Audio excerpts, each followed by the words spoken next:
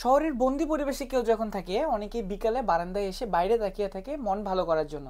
তো আমি এখন যেখানে আছি আমার রুম থেকে বাইরে এই জানালা দিয়ে এরকম যদিও একটা সুন্দর সমুদ্র দেখা যায় আমাদের জাহাজে, আমার এই যেই রুমে আমি আছি এই রুমের জন্য বা এই ফ্লোরের জন্য আলাদা একটা বারান্দা থাকে।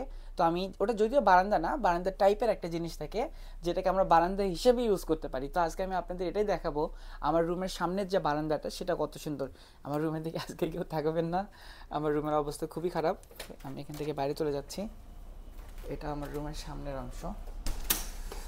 আমরা এখন এখান থেকে বাইরে যাব, বাইরে গিয়ে আপনাদের সাথে দেখবো যে আমার রুমের বারান্দাটা কত সুন্দর।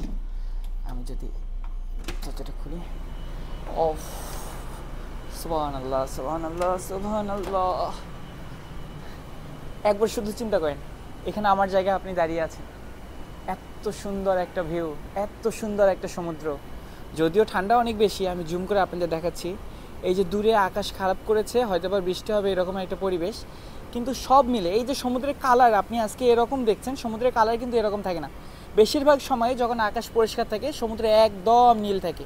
তো এখানের থেকে আমার বেশি কমফোর্টেবল লাগে এই যে সামনের এই অংশটায়।